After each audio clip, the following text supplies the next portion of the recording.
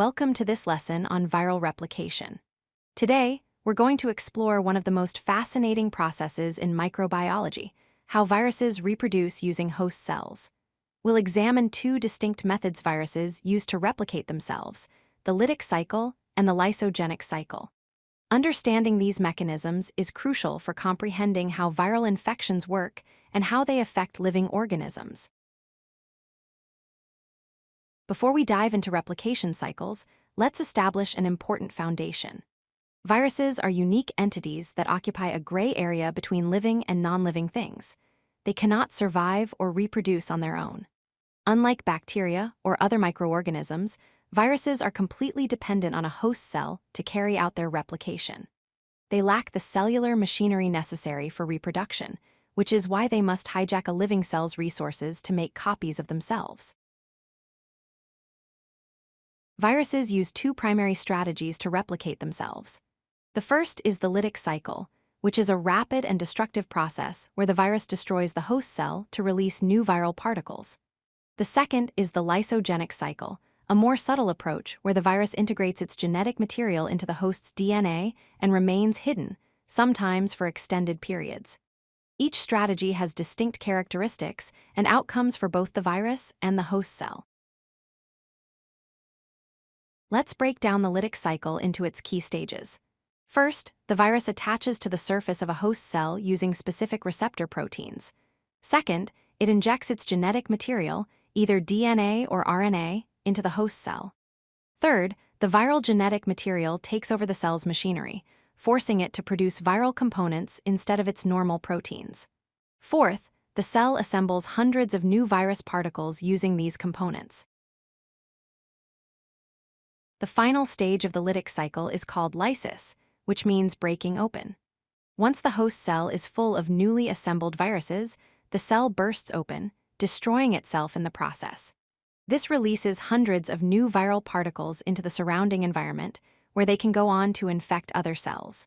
This is why the lytic cycle is considered highly destructive and often leads to rapid disease symptoms in infected organisms. The lysogenic cycle takes a completely different approach.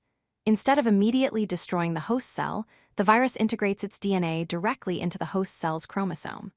Once integrated, the viral DNA becomes dormant, meaning it remains inactive and doesn't produce new viruses right away. This integrated viral DNA is called a prophage. The host cell continues to live and function normally, unaware that it's carrying viral genetic material. Here's how the lysogenic cycle unfolds. First, like the lytic cycle, the virus attaches to the host cell and injects its DNA. Second, the viral DNA integrates itself into the host cell's chromosome, becoming a permanent part of the cell's genetic material. Third, the host cell continues to reproduce normally through cell division. Fourth, every time the host cell divides, it copies the viral DNA along with its own DNA, passing it on to daughter cells. This allows the virus to spread without killing any cells. One of the most important aspects of the lysogenic cycle is that it's not permanent. Under certain conditions, the dormant virus can suddenly become active. Environmental stress factors, such as ultraviolet radiation, chemical exposure, or changes in temperature, can trigger the prophage to exit the host chromosome. When this happens, the virus switches to the lytic cycle, begins producing new viral particles, and eventually destroys the host cell. This switch explains why some viral infections can remain dormant for years before suddenly causing symptoms. Let's compare these two cycles directly. The lytic cycle produces new viruses quickly, making it a fast reproduction strategy. It destroys the host cell immediately, leading to rapid and noticeable symptoms in the infected organism. In contrast, the lysogenic cycle is a slow reproduction method that allows the host cell to survive and continue functioning. Because the virus remains dormant, there are no immediate symptoms, making the infection difficult to detect. These fundamental differences determine how various viral diseases progress and how they're treated. To recap, viruses are obligate parasites that must hijack host cells to replicate.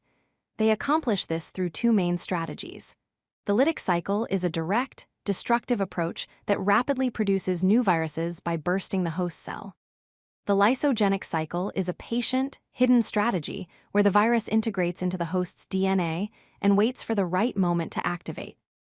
Understanding these replication cycles is essential for comprehending viral infections, developing treatments, and protecting ourselves from viral diseases. Thank you for watching this lesson on viral replication. If you like this video, hit that like button and don't forget to subscribe. Visit codelucky.com for more such useful content.